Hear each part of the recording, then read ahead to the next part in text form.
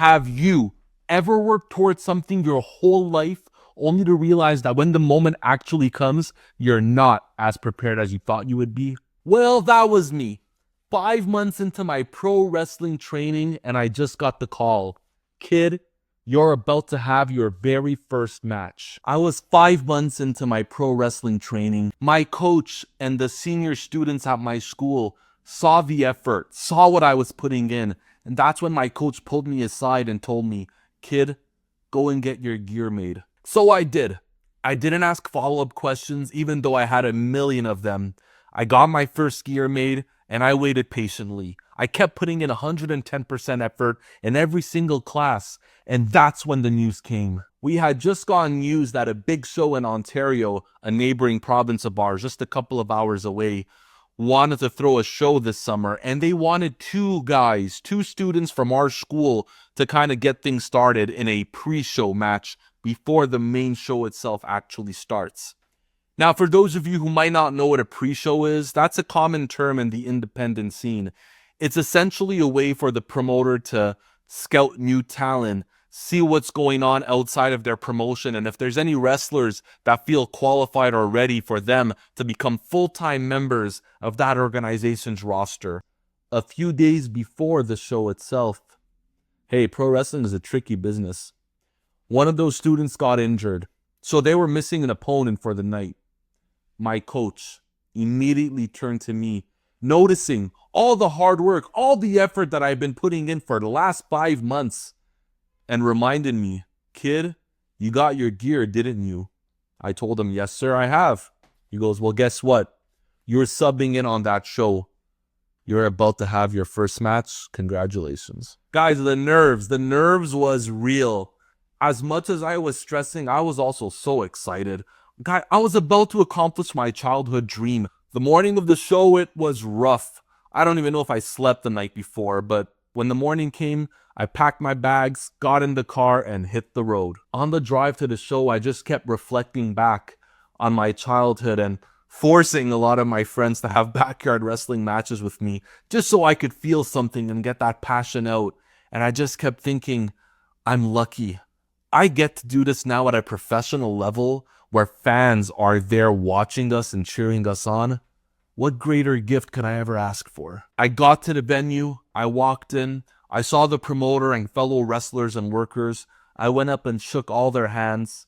You see, in the pro wrestling world, that's customary. That's a sign of respect that you need to give to those who have paved the way before you. We had a few hours to kill before the show itself. Again, quite customary. Whether at the WWE level or at the local independent scene, you need to get to the show at a certain time to prepare for when the doors open and the fans walk in. I got in the ring with the fellow I was going to wrestle, and immediately the panic hit me. This ring was not the ring that I was used to. For those of you who may have seen my previous video on the first time I ever stepped foot in a ring, you'll know that the ring we wrestled in and trained in, well, it's pretty unique. But it definitely had its own unique characteristics that I had gotten used to. And now stepping into a brand new environment, well, it changed things. The ring at this show was a 16 by 16. The ring we trained at was 18 by 18.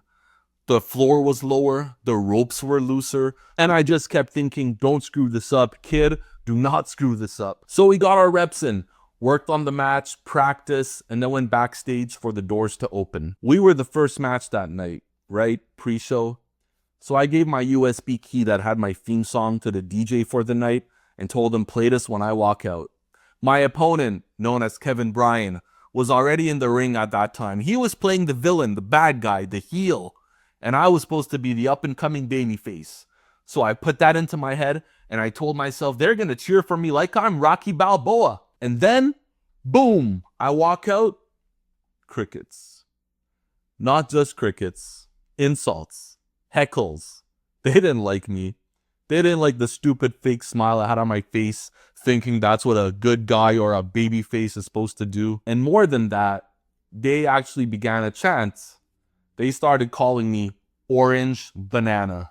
Guys, what on earth is an orange banana? Honestly, if you know, I'd love to know. But that night, I was the orange banana. And I guess the reason behind that was, rewind a few weeks when my coach told me to get my gear ready For whatever reason, I thought I was going to be all unique and get myself orange tights with some silver lining on the side and make myself all special. Well, that night, they made me feel special, but in the wrong way. I took a deep breath, I gained my composure, and I told myself, hey, focus on the things you can control. So I got into that ring, as unsure as I was of it, and began my match.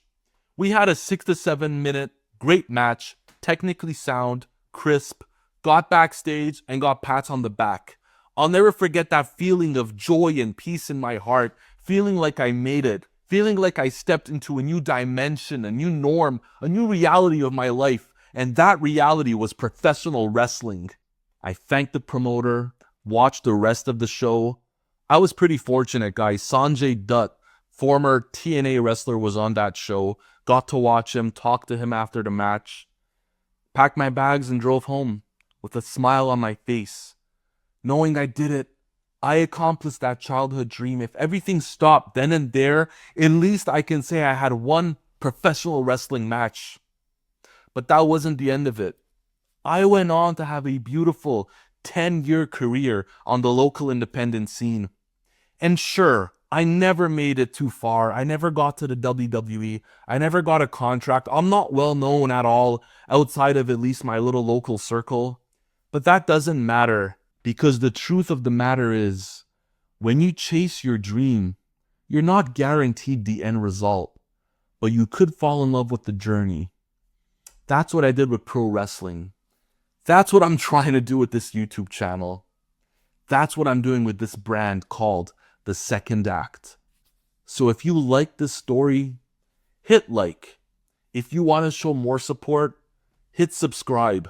This is a new growing channel, so I could use all the love you'll be willing to give me. Because I lived the pro wrestling life. I learned from it. So now, I'm teaching you about it. This is The Second Act. I'll see you next time.